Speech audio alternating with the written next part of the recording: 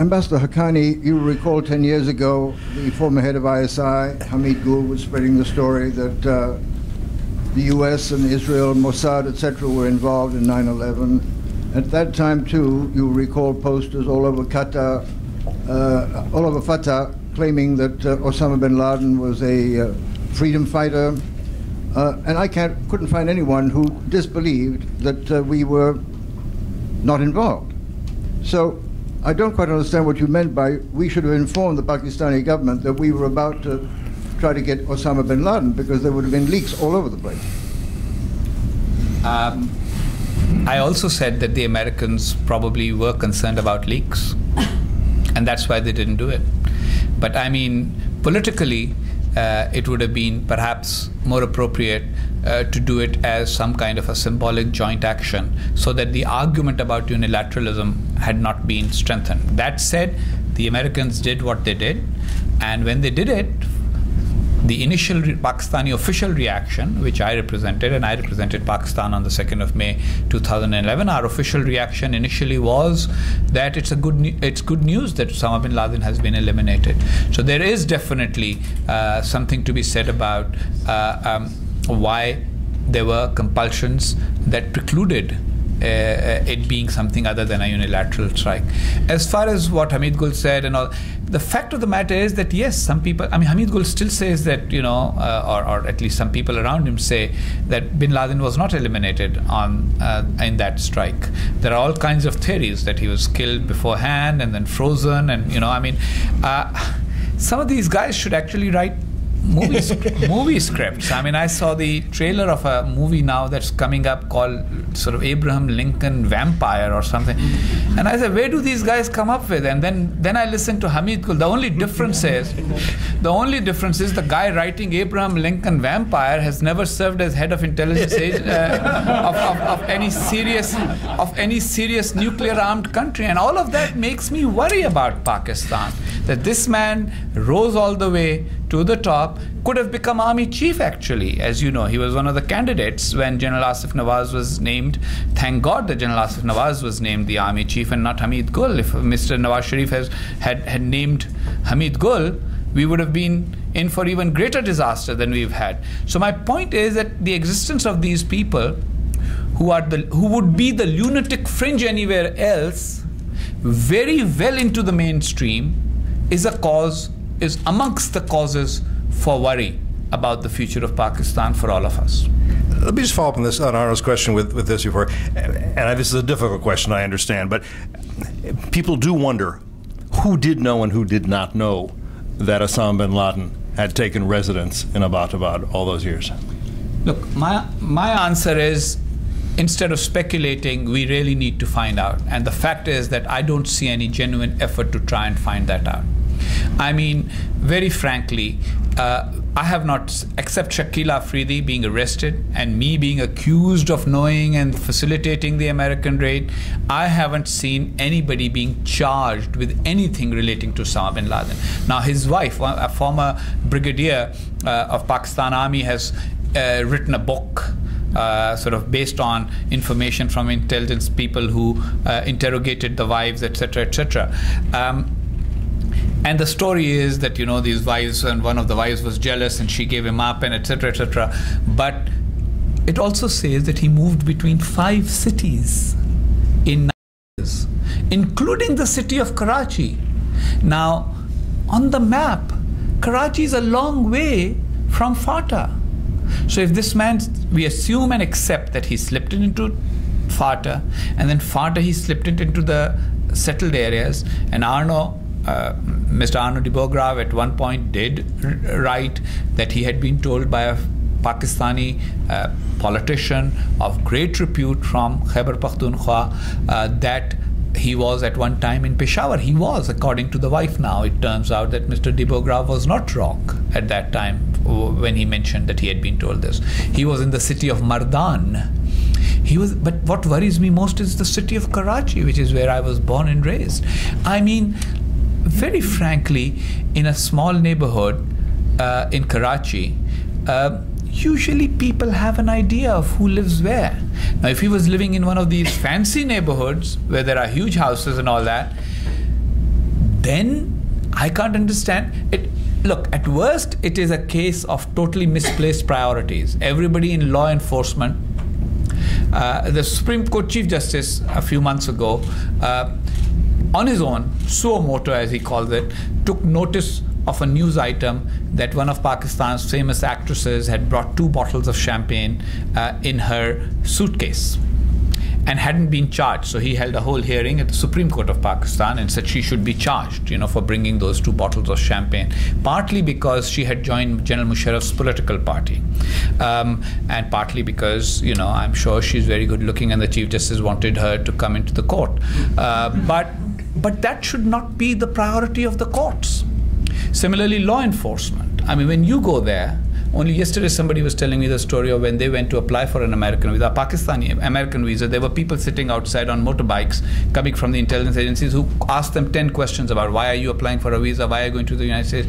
So if those guys, why wasn't somebody sitting on a motorbike outside Osama bin Laden's compound asking people who's going in there? I mean, there is an intelligence service in Pakistan, so it's Stasi gone wrong, and so that does need to be examined. And so who knew, who didn't, I'm not going to speculate. All I'm going to say is that those who could have found out didn't try to find out. And this is misplaced priorities. I mean, his physiognomy is not that of, Bill and sort of Reuel might be able to sort of put on kameez shalwar, etc., and he certainly could. Yeah, and get around, in Pakistan. But bin Laden, nobody noticed, nobody realized. Difficult, but plausible only if you believe that nobody in law enforcement, nobody in the Pakistani intelligence service, nobody in the Pakistani military, and nobody in the Pakistani government was actually taking an interest in finding out his movements. That's the only other plausible explanation. And that isn't a very good explanation either. I'm going to take a comment from Farnaz Ipanazi, who's, I also welcome it to the ambassador's wife and also a political figure in her own right, and very glad to have you here. Now you got a microphone for you right over here, Farnaz. My question is for Bill. On one hand, I have lived almost every day of the last 6 years in Pakistan, in politics, traveling all over the country from Balochistan to Fatah. I have seen the increasing Islamization. I have seen Karachi neighborhoods which used to be made of Pashtun laborers, which are now Afghans, where you used to be able to have a normal political rally as a woman, and now you face a very hostile crowd. So I have seen just in this last 6 years the complete deterioration of the society of Pakistan and the strength of Islamization. My question for you, though, is, for us, the civilian political government in Pakistan, the U.S. government has spent approximately $300 million per day, according to an AFP story of 2011, in Afghanistan. $300 million. I don't think you spent $300 million or whatever. Pakistan, you have not spent probably 1/100th of that. Why did you not empower, after Benazir Bhutto's death, why did you not strengthen and empower the civilian government to get rid of rogue elements, clean out the establishment and the deep state, as progressive Pakistanis like myself call it? We needed the help. And now what's happened is we're on the back foot. We're called US agents, we're called CIA spies, and we have been seen not to deliver. So our point of view has lost strength in Pakistan, and the Islamists have gained strength. So why didn't you support us? And the second part is, you yourself in the United States are now doing good cop, bad Taliban, bad Taliban. But when the Pakistani establishment or deep state does good Taliban, bad Taliban, good Lashkar-e-Taiba, bad Tehreek-e-Taliban, you criticize Pakistan. So please explain these things to me. I'm only a politician. I'm not a scholar. Thanks. Sure. No, and thank you very much for your questions. I'll take the second one first. I agree with you. The U.S. government has been hypocritical when it comes to good Taliban, bad Taliban in Afghanistan versus good Taliban, bad Taliban in Pakistan. It's a major failing, and I think it's going to be one of the reasons. We've hinged a lot of our hopes in Afghanistan on reconciliation. And yes, there's individual Taliban at the low levels that you could pick off and get them off the battlefield. And I'm sure the exact same exists in Pakistan as well. I know the Pakistani government has had some success doing that. But at this high level, the idea that we're going to cut a deal with the Taliban, which refuses to denounce, I'm talking about the Afghan Taliban here, refuses to denounce al-Qaeda calls the Afghan government puppet and says, it says it wants to reinstate Islamic State there. I think this is, it's a fantasy on the part of the U.S. government. I think the Taliban are actually clever to string us along just enough so they could run out the clock while we exit. To answer your first question, this is a little outside of my area of expertise, but I agree. I think this was a major failing of U.S. policy. We have a tendency to want to deal on a military-to-military basis with Pakistan. This has been the core of our relationship with Pakistan for decades. It worked. We worked with Musharraf. Now we're going to work with the new round of Pakistani leaders, and what the U.S. government perceives to be the real leaders or the real power in Pakistan, which is its military intelligence service. And that's why all of the money was being funneled there, and I think it's a major mistake. But the reality is that the Pakistani people, if they don't want their military to dominate politics, ultimately the Pakistani people do have to throw that military out and reform their own military. This isn't something the U.S. can do short of war. Now, whether we provided all the tools to do that, I agree with you. We've been negligent on this in helping Pakistani society. But then again, we're talking about dealing with a president whose nickname is Mr. 10%. American taxpayers don't want their dollars, going down the drain as well, and so corruption's a big problem. It's a really difficult problem. I wish if there was I always say if someone came up to me and said, "I have the solution to Pakistan," I'm going to turn my back and walk away. It's not that simple.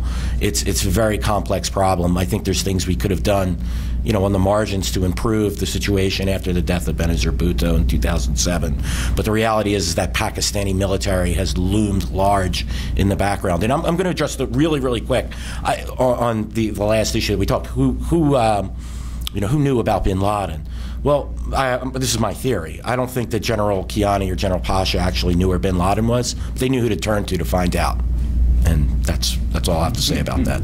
All they had to do was talk to someone on their staff, say, Tell me where bin Laden lives today. They probably could have had the answer in an hour or two, and that would have been that. The decision was made to not do that. I just make one little comment. There's a tendency in the West to always assume that third world intelligence services, because they are so integral in the overall oppression, the successful authoritarianism, that they are omniscient, omnipotent, and otherwise, efficient.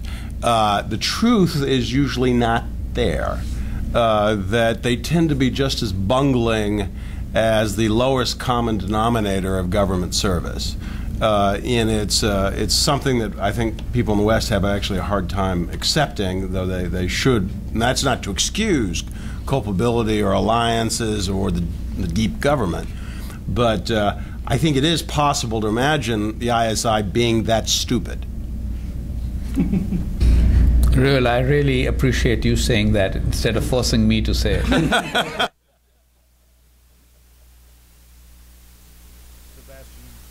Sebastian Gorka, and let me see hands if you want to be up next. Thanks, Cliff. Seb Gorka, FDD. Thank you, Mr. Ambassador, Bill and Reuel. A question wrapped in a comment.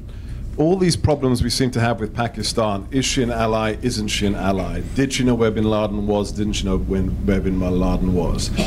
All of these things can really be answered by saying there is no single Pakistan.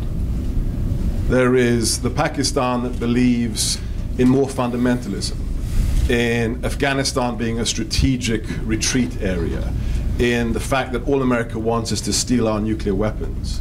Then there's the Pakistan that believes we should be a modern nation, we should be a strong ally, and we should destroy any insurgency that affects our country. And we seem to mirror image and expect there to be one Pakistan. Could you share with us now which Pakistan is winning?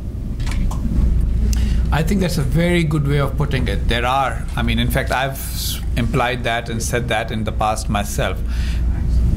Thinking of Pakistan, or for that matter, the Pakistani military, or for that matter, the ISI as monolithic is unfair. It's a society. It's a transitional society in more ways than one. There are individuals who have a view, and very frankly, as I said earlier, I actually did answer your question when I said that those who want to, those who have a negative, I would call it a negative view for the future, or a negative vision for the future, they have one vision, which is essentially exclusivism, hate, keep the West out, etc., etc., etc. Hate for India, hate for Israel, hate for US. But those who want a positive vision, their visions kind of end up being different in many ways. For example, the nationalist regional parties, there are people in Balochistan who would say, you know what, we'd be better off not being part of the federation, or being much looser in the federation than we are, etc., etc. So there are multiple visions of the anti-extremist, anti-fundamentalist groups. And then there is an ethnic dimension too, which I have never spoken about much in my life, but I think it's about time. You know, one doesn't live forever. It's about and there are colleagues in this audience who may not appreciate those who are from Pakistan, but there is an ethnic dimension to it. People in Punjab have a very different view of what it means to be a Pakistani than people who are not from Punjab. And those who are from Punjab, even when they are so-called liberal or modernizers, etc., again, their view of how it should be done is very different from the rest of us. And that is a problem. It is a problem. So there are multiple layers. There are at least 5 fault lines, in my opinion. They're fundamentalist versus modernist, civil versus military, sort of, you know, the centralized versus sort of provincial autonomy or local government, etc., being more important, ethnic, and urban and rural. For example, one of the reasons, one of my theories is that the rural population is not particularly literate. They do not know that they are supporters of modernization. They do not know it, but they are. Because when they are asked to vote, they never vote for the fundamentalist parties. They never do. The urban elite, on the other hand, sometimes doesn't know that it's actually anti-modernization, because its nationalism is this particular type of nationalism, and they wear suits and they speak English and they come here and they enjoy but the outlook they have for the country is actually, but they, I mean, Hamid Gul is not a mullah. But Hamid Gul, the vision of Pakistan he implies, somehow empowers the extremist. And he doesn't see that. He sees it as ultra-nationalism. He sees it hyper-nationalism. I don't know if you're familiar with one or two of Pakistan's most hyper-nationalist writers who have been to... I never went to university in this country, by the way, but I have a more of a modernist point of view than this woman whom we won't name her, just because, you know, naming her is a bit sort of disturbing for me as well. She went to Columbia and got a PhD, and she writes mad things like, you know, Pakistan should extend its nuclear deterrent to the United States.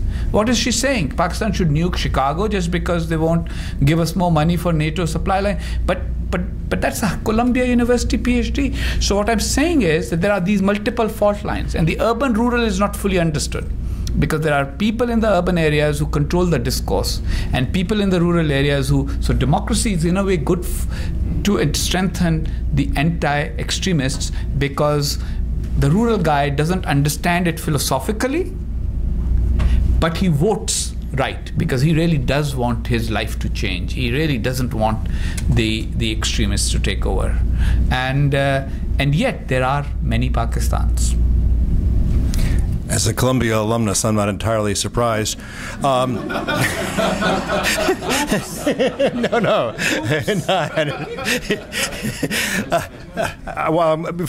But the real Pakistan watchers in this audience probably know who I was talking about. You do, right? Yes. Khalid. Just a quick question. Identify yourself for the audience if you don't mind. I would like to ask the ambassador a question. From U.S. experience with government, Bhutto the father, then the al-Haq coming to Bhutto, the daughter, and Sharif and all, do you think U.S. have a better security to serve with military government and dictators in Pakistan rather than democratic elected governments? And then just a second question to Bob.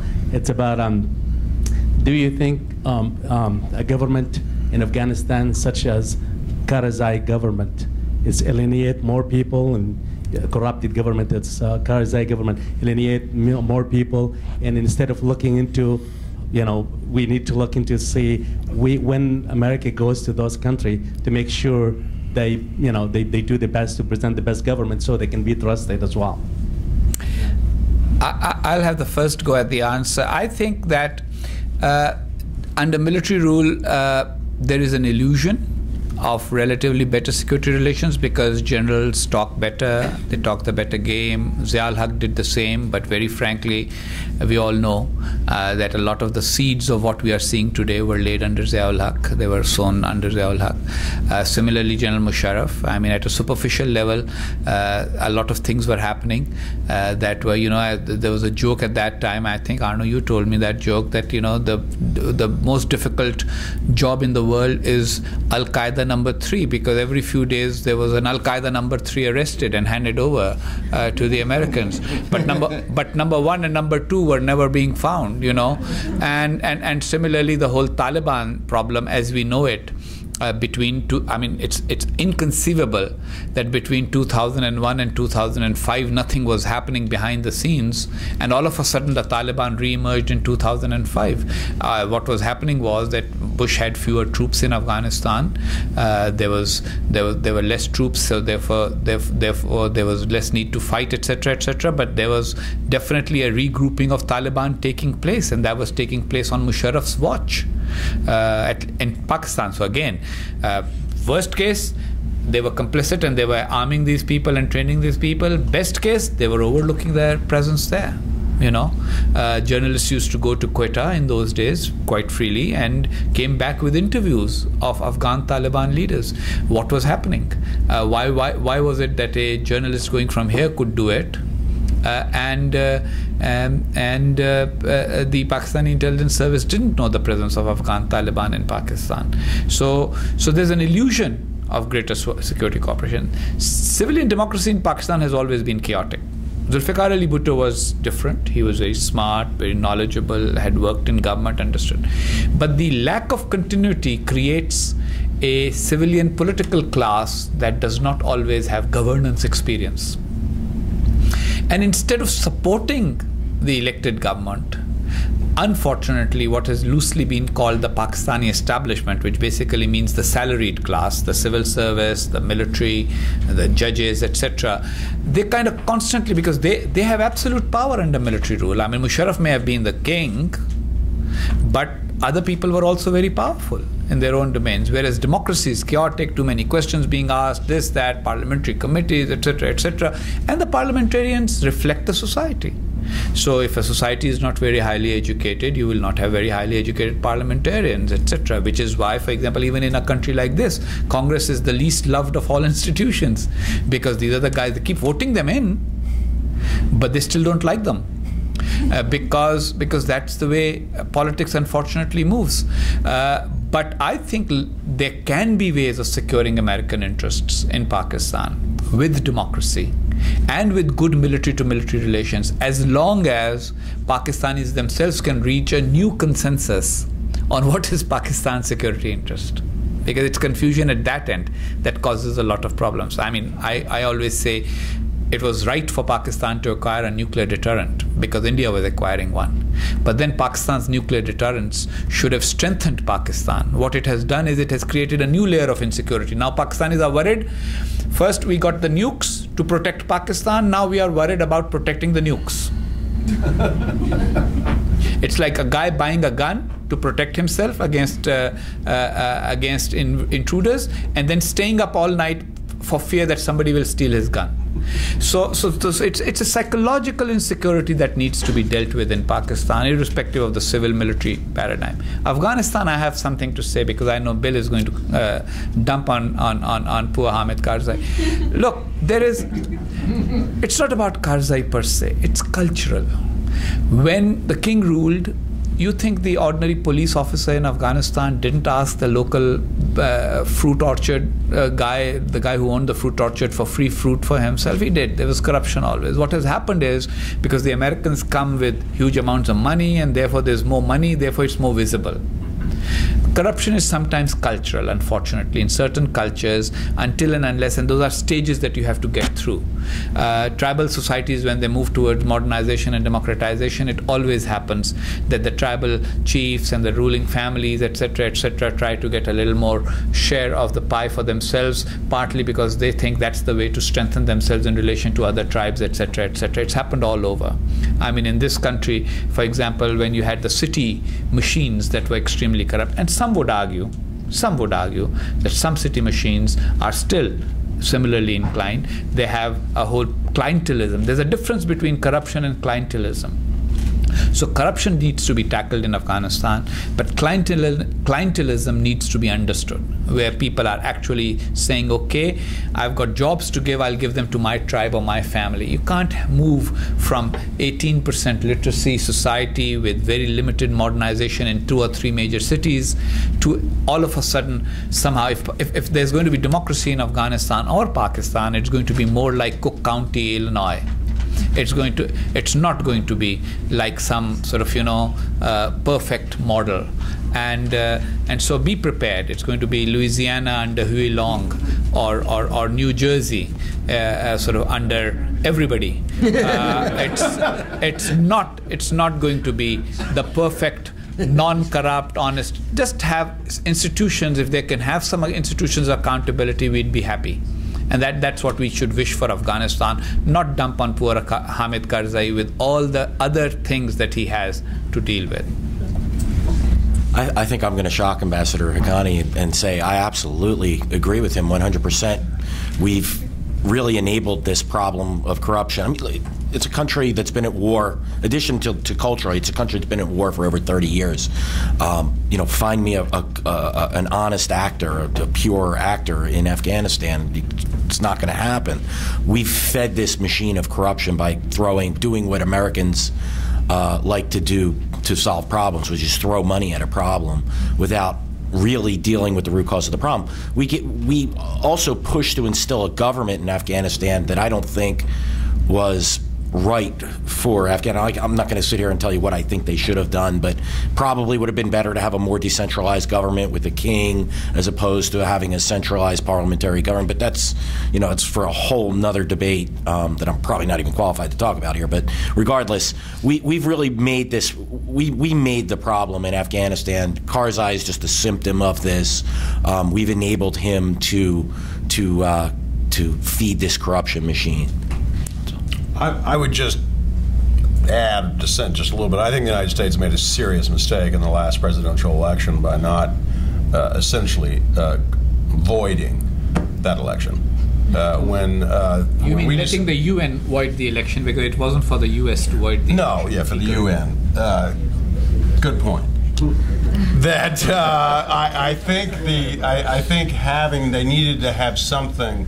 And I still think that's a problem in Afghanistan. You have to have some ideology. You have to have some driving principle, and I think we've chosen that, which is going to be democracy, for it to work, to be competitive against the Taliban. And by having such a blatantly fraudulent election, I think we lost an enormous amount of trade. I don't know if the ambassador agrees with me on that. My recognition of corruption being endemic in certain societies is no way condonation for it. And as far as democracy is concerned, the fundamental of democracy is that votes should be counted honestly. So if in your opinion they weren't, I wasn't following it at that time, but if they weren't, if it wasn't done, and if the fundamental is wrong, that the election is based on a misrepresentation, then you have a valid point. The very fact that there was no particular resistance to it from within Afghanistan makes me wonder whether the election was as flawed or fraudulent as it was. But there's no room for fraudulent elections. There shouldn't be. And the next time we have to be far more careful. I mean, Afghans should be able to elect. Here's the problem. It was a mantra at the time that Afghanistan has to have a Pashtun president.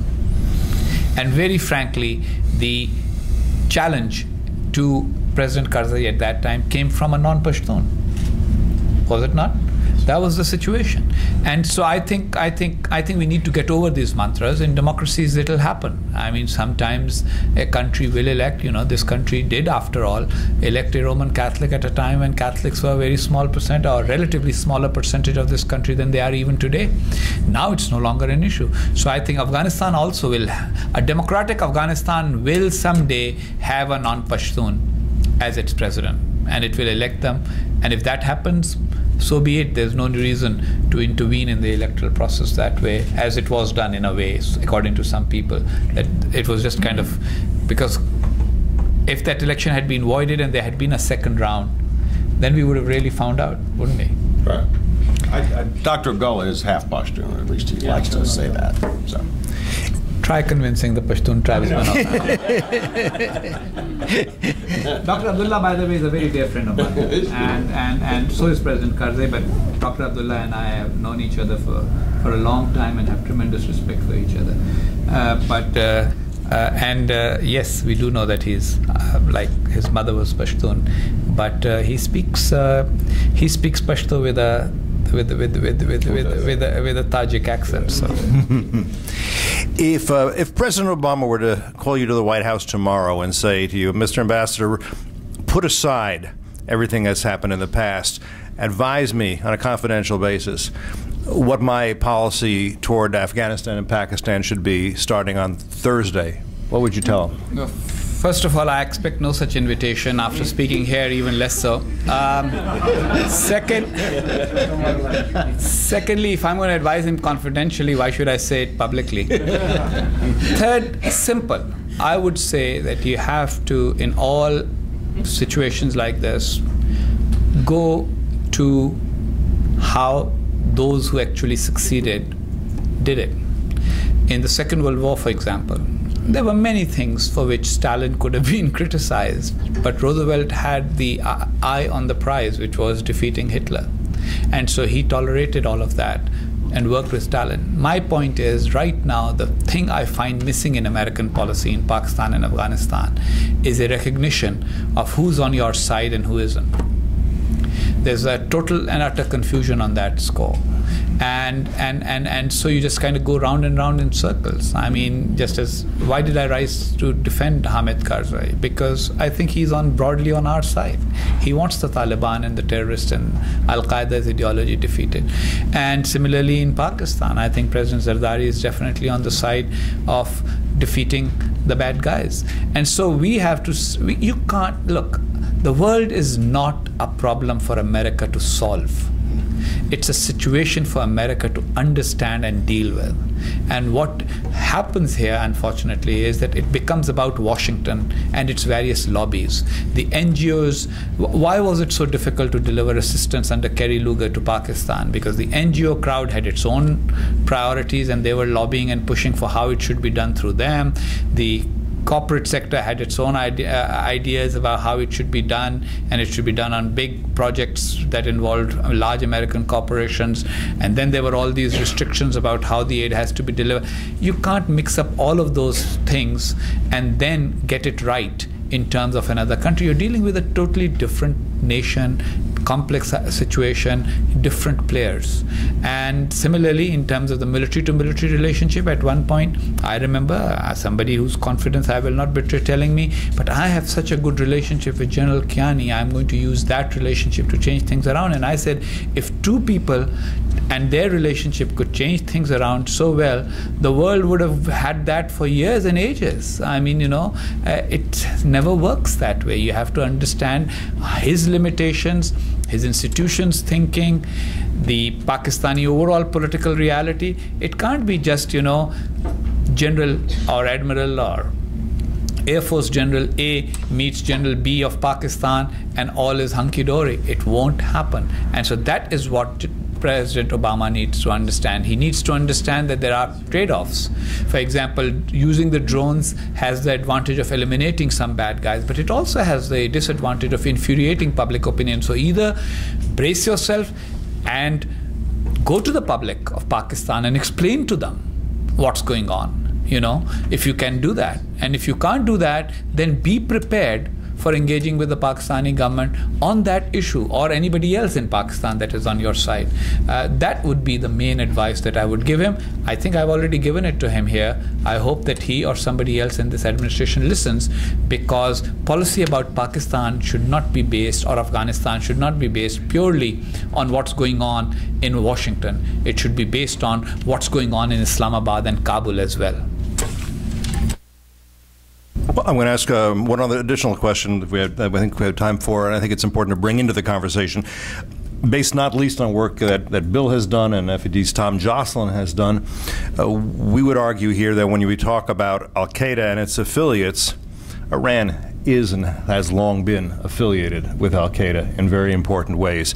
And maybe you could at least comment on the Iranian role, the Iranian influence in Afghanistan, and the Iranian influence, which I think it's fair to say has been growing in Pakistan, despite the difficulties, the oppression really that Pakistanis who are Shia have encountered in recent years.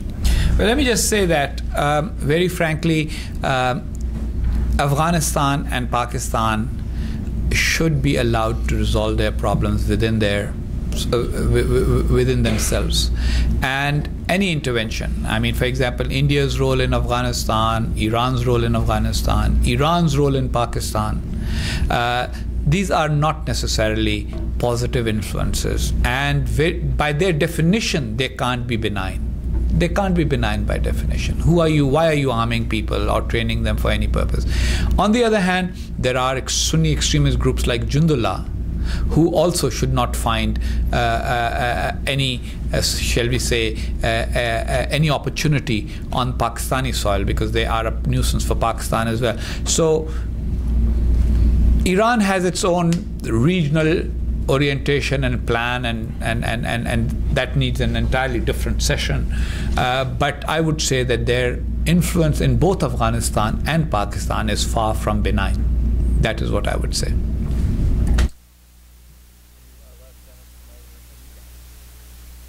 I mean, the only thing I would say is that I think that the United States is going to have an enormous wake-up call when they see the drone program vanish before their eyes, which I think that day is coming, that if they do not have an Afghan base and the Pakistani military decides that it's no longer in their interests to have those drones fly, you will see the entire centerpiece of American counterterrorism disappear quite rapidly, and it will be interesting to see what comes in its place. My just quick addition to that is that a unmanned aircraft, however smart and useful it might be as an instrument, cannot be policy. Sure. It can be part of a policy, but it's just an instrument. And it's like sort of, I've got a computer, I've got a company, I've got a business. That's not true. The computer is going to be your source of sending emails, business, etc., keeping accounts, but you can't. And so I think that this fascination with this toy that has been discovered, whereby you can actually spy and at the same time deliver some payload sometimes when you need to eliminate somebody, a couple of missiles. Yes, but it can't be policy. It shouldn't be, it can't be the centerpiece of policy. There has to be more than just drones. There has to be an understanding. And in any case, like with every weapon system, the locals and the people figure out, they do their own exercise. Okay, so how did they find out that person? What did that person do? For example, why were bin Laden's compounds walls 9 inches thick? Has anyone ever thought about it? Or 19 was there? I can't even remember. But they were a particular thickness because they had read somewhere that listening devices from outside cannot work, beyond a wall this thick. So they're also doing their own little research, and so they're also figuring out. So at some point, the ability to pick up that intelligence that you're doing with this will also, with time, kind of diminish. And the ability to actually get people, they will not put themselves in those situations as often as they have in the past. So there has to be more than just one instrument as policy. The policy has to be much wider, much more broad-based, and has to have many, many elements: political, military, intelligence, above all, intelligence in both its senses of the word. Intelligence as in what Reuel used to do at one point, and intelligence as in basic ability to think. Thank you all. I just want to say thank you to the Ambassador. Thank you to the Ambassador. I want to say how pleased we are that you are at liberty, that you are here in Washington with us, sharing your knowledge and your insights. We're pleased that Farah is here as well, and thank you so much.